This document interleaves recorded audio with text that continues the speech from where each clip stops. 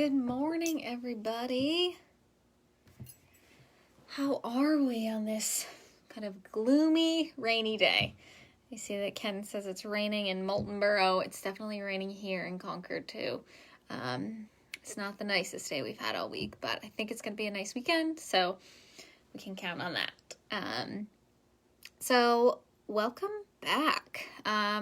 My name is Shelby. If you haven't been following along, I am the education coordinator here at the Concord Audubon Center. The Audubon is an independent nonprofit, so we're independent of National Audubon. We do all of our own fundraising and everything like that.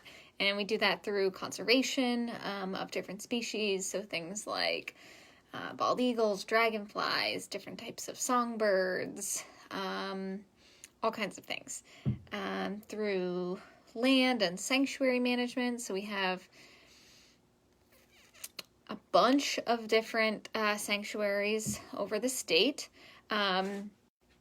We do policy work with different branches of the government, marketing and development, so basically the way we make our money so we can continue doing what we're doing, and then education, which is what we are here to kind of talk about today. So here at our center we have 6 rehabilitated raptors that live at our center, and if you don't know what a raptor is, there are large birds of prey that eat, they're basically carnivorous birds. They're typically our large birds, things like bald eagles, hawks, owls. So we have 6 of those that live here. And then we have, let's see, 6 different types of turtles, which I think we have actually, if you've been following along, all the turtles have been featured so far. So we have a red-eared slider, 3 painted turtles, a box turtle who we saw last week, a wood turtle, and that is it. And then we have 2 snakes.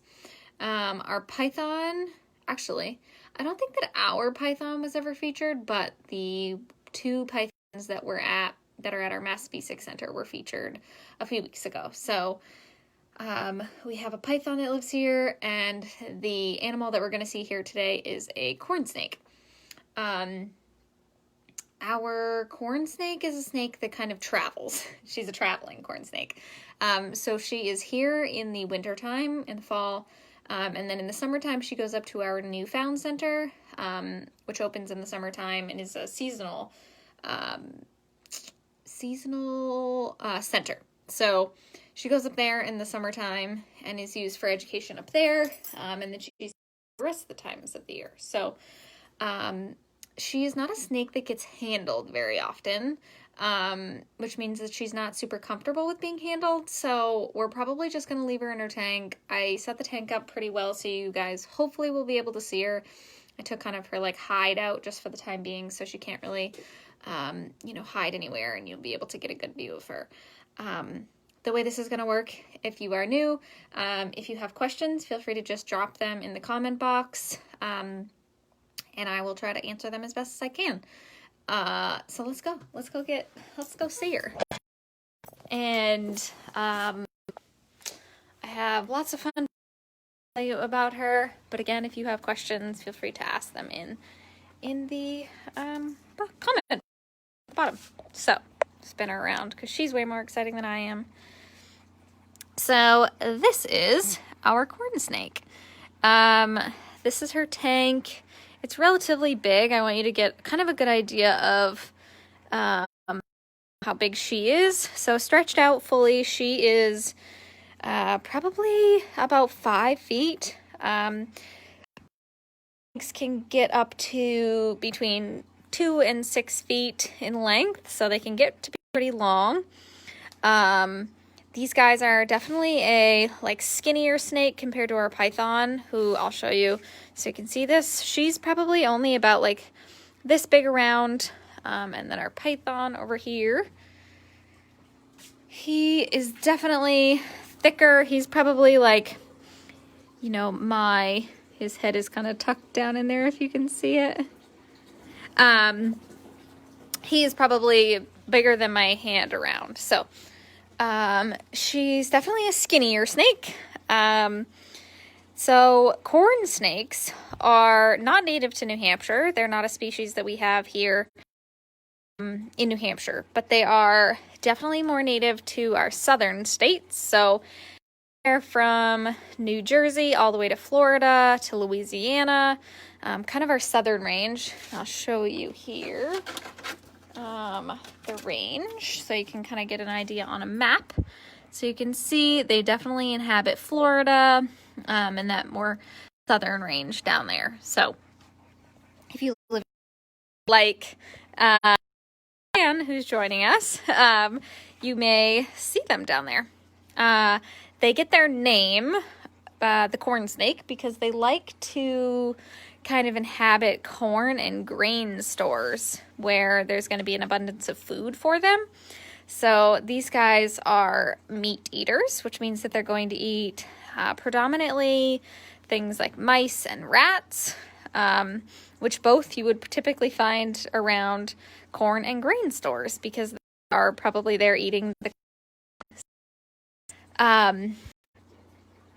let me know if it's better now. I just turned it off. Sometimes the Wi-Fi doesn't work super great, so just let me know if we are back. And hopefully not blurry. Sorry about that.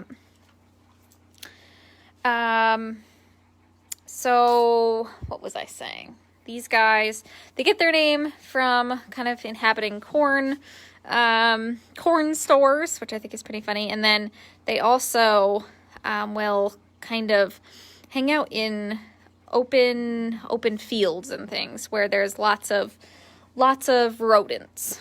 So these guys, I said, predominantly eat mice and rats and things. But a couple other things that they might eat that you wouldn't typically think of would be some amphibians. So things like small, maybe toads, kind of other amphibious type creatures. So things like, let's see, toads, frogs, maybe some salamanders or newts, things like that.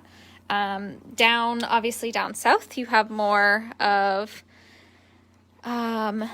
definitely some different kinds of reptiles. So maybe some different types of lizards and things that we typically wouldn't have up here in New Hampshire. But and then another thing that we have, or that they sometimes will eat, is they're really good climbers, which you maybe wouldn't think of when you think of a snake.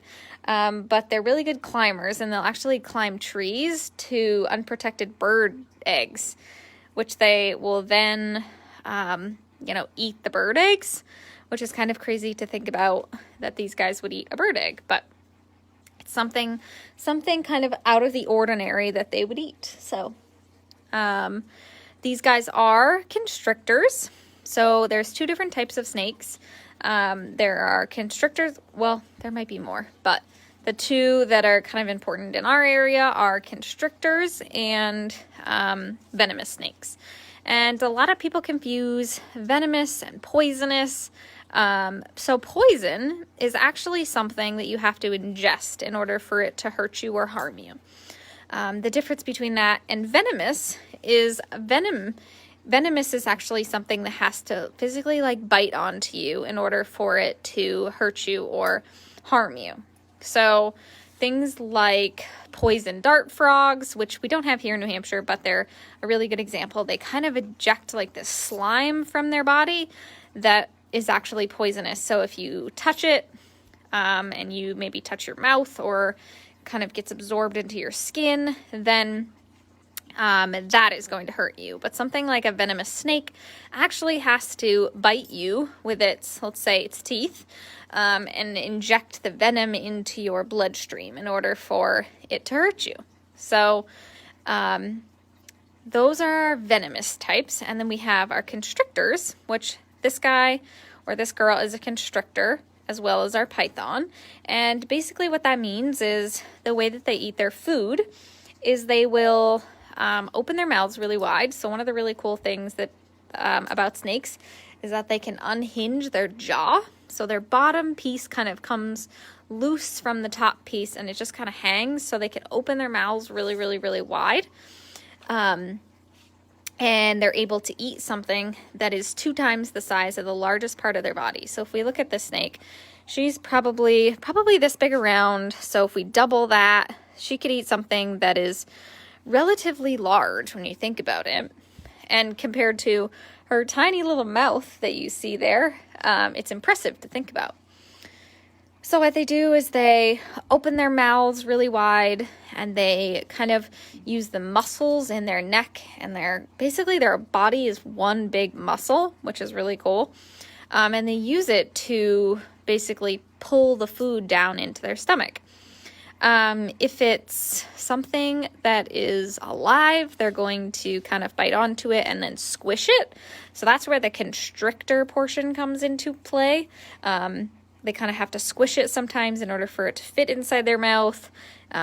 They will squish it in order to kill it. So this snake is a constrictor as well as our python. So that's kind of how they eat their food. I should have told you in the very beginning that this corn snake is a female, and there's a couple different ways to tell. But the one telltale way is by looking at their tail.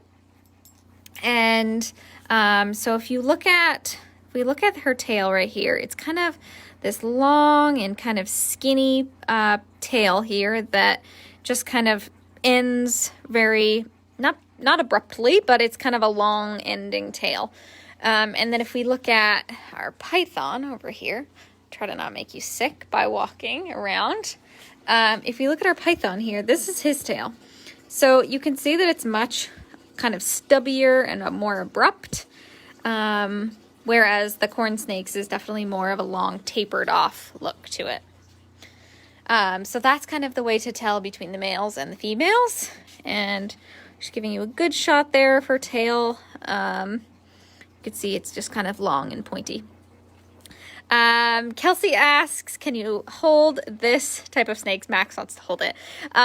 So we can definitely handle these types of snakes. They're not poisonous or venomous or anything like that. The reason that I am not handling her today is just because she is a snake that doesn't get handled all that often, and she's really quick, and she could potentially get away. So we just kind of keep her in her tank unless there's an important program or something that she needs to come out for. But she's doing a really good job of showing off for you guys down here.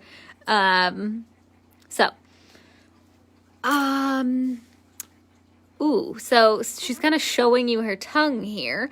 So one of the cool things about these guys is that they don't have noses, so they can't really smell like we do. But they use their tongue in order to smell.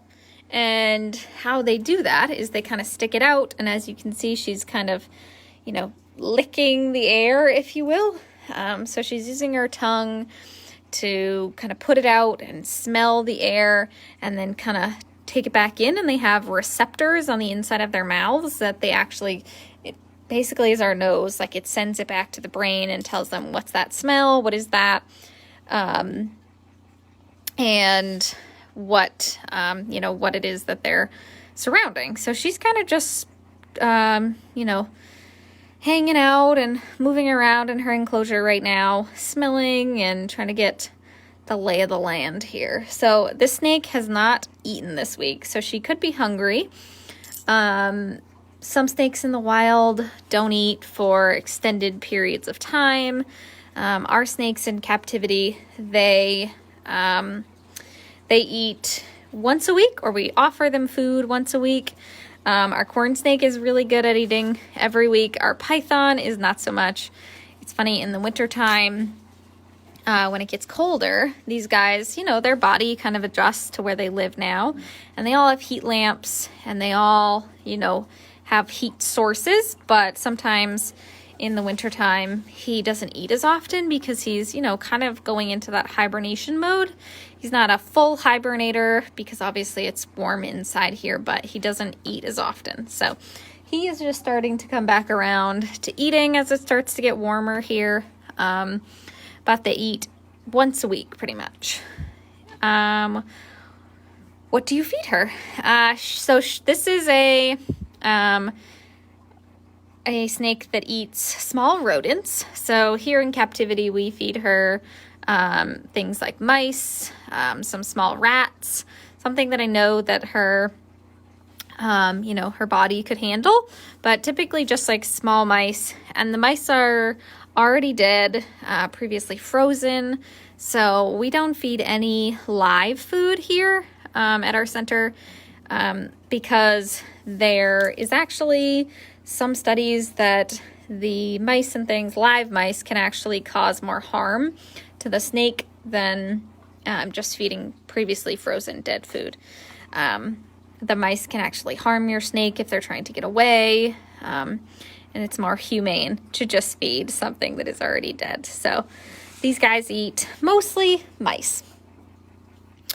One thing about the snake that I keep forgetting to mention is that we are unsure of how old she is, and because she is kind of a traveling snake, as I was saying, so she's been lots of different places and we're unsure of her age, so we don't really know how old she is. But in the wild, these guys can live for between 6 and 8 years. In captivity, they can live upwards of 20 years, so they can live a lot longer in captivity than they would typically in the wild, because obviously they're getting food here in captivity and making sure that they, aren't having to worry about predators or anything. So,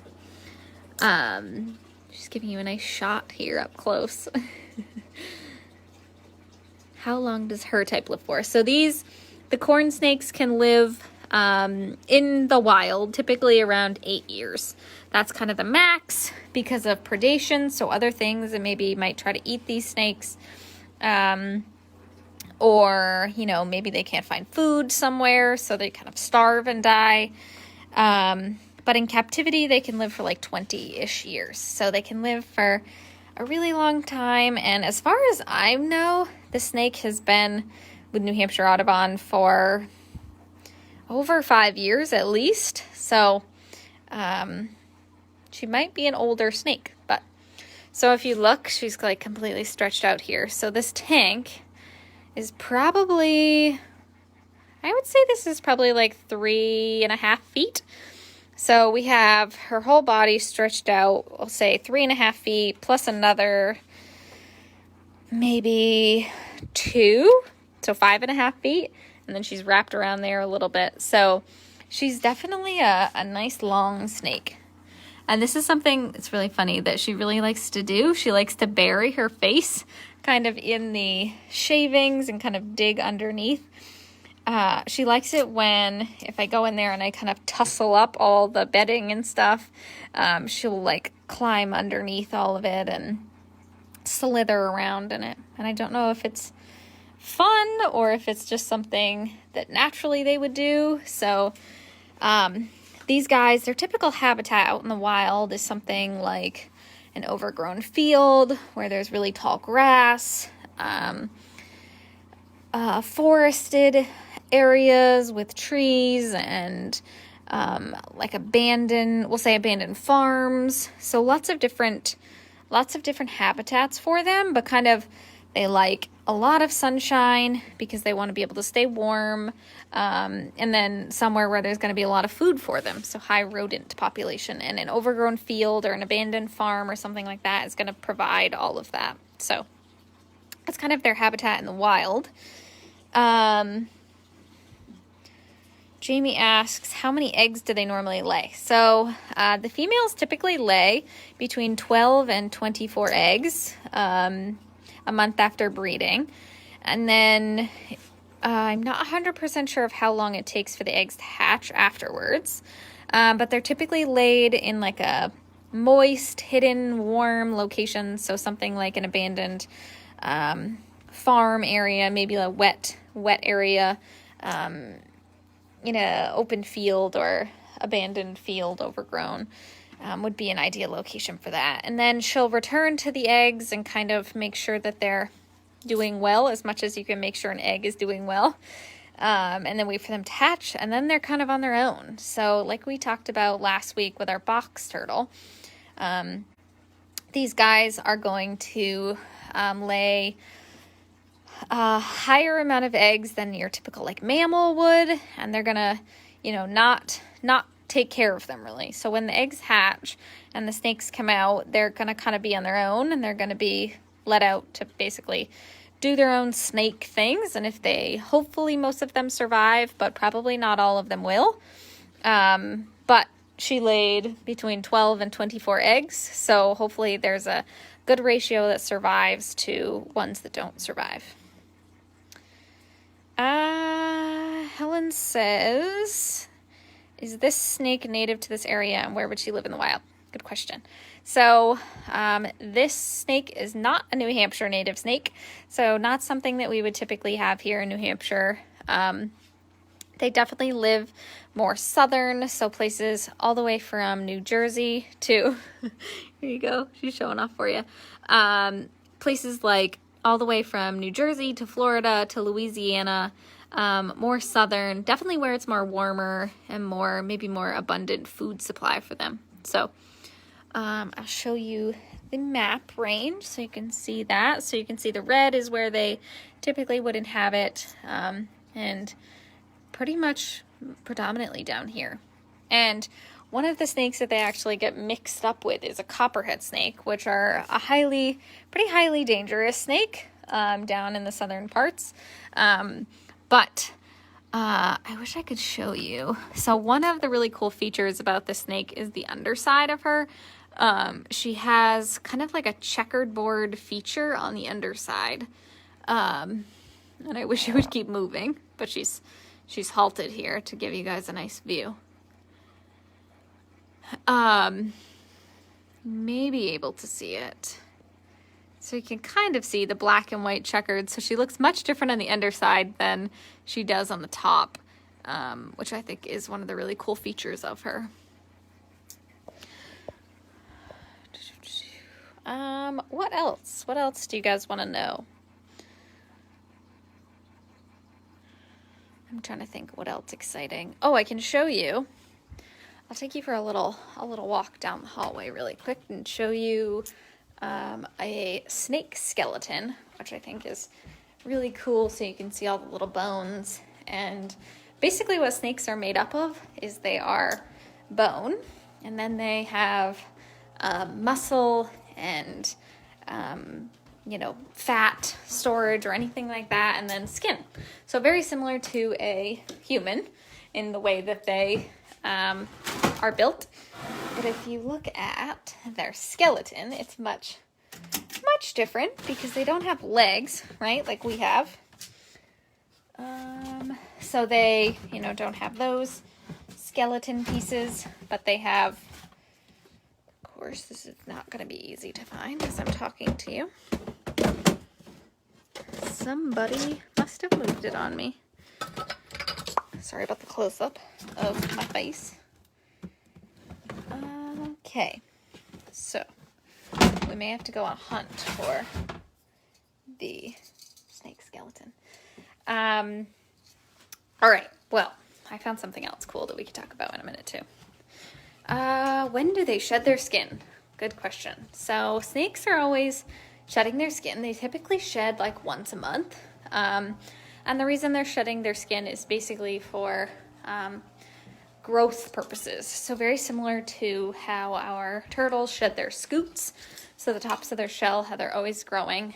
They are, kind of growing out of that layer of their body. And then our snakes are doing the same thing. It's kind of like when you get a sunburn and it's like itchy and scratchy on their body and they have to kind of slide out of it. So they shed like once a month, and she just recently shed, and I don't think I saved it. We may have a piece right here. So you can see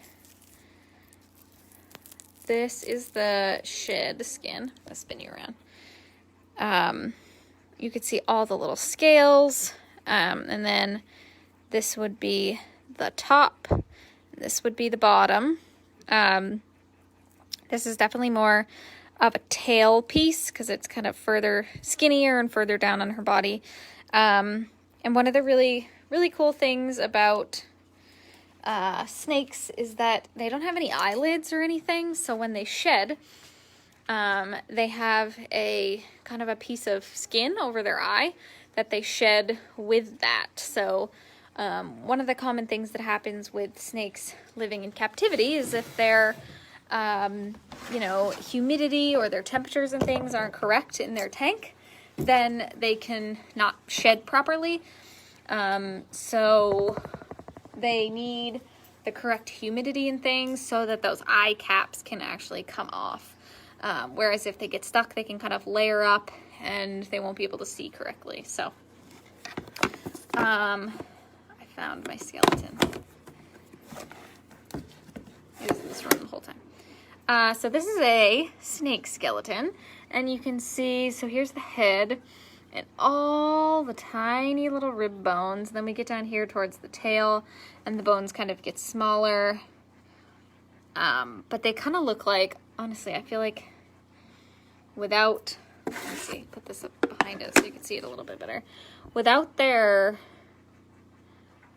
knowing, I guess, I feel like you would think this was maybe a centipede. But, so this is a relatively small snake, but you can see their head. I don't know if you can see. Okay, so this is going to be really tough to see, but yeah, I don't think you can see it. I was going to try to show you their head. On this one, it has a really good view of the under jaw and the teeth, but that's okay. How does she eat her food and how does she kill her prey? So she is a constrictor, which means that the way she eats her food is she kind of latches onto it with her mouth and she swallows it whole. And she can use her body and her muscles to actually constrict or squish the food. So here in captivity, we feed her all previously frozen dead food, nothing alive. But in the wild, she would typically have to like defend with her, or wrestle with her food in order to eat it. So she needs to be able to kind of squish it and kill it and subdue it like that. And she eats her food basically by opening her mouth. So snakes are where they can unhinge their jaw and actually kind of unhook it. And they can open it really, really, really wide, and they can eat something that is double the size of the middle section of their body. So they can eat something that is relatively larger than them. And then they just use the muscles in their body to kind of pull it into their mouths and swallow it just like that. And then in captivity, when they eat, typically we try to leave them alone and not touch them for like 24 hours afterwards, because they could, if they get like agitated or something, they could regurgitate it, so throw it back up, which we definitely don't want. So we just try to kind of leave them alone after they eat their food, which would typically happen in the wild as well. So when they eat, they kind of go to a place to just kind of relax and hide after they eat. So yeah. Let's see, did I miss any questions? I don't think I did, but let me just check. If you guys have any other questions, feel free to pop them in the box. If not, I'll give you one last shot of her so you can see her one last time. She's still on the move, kind of flying around her tank here.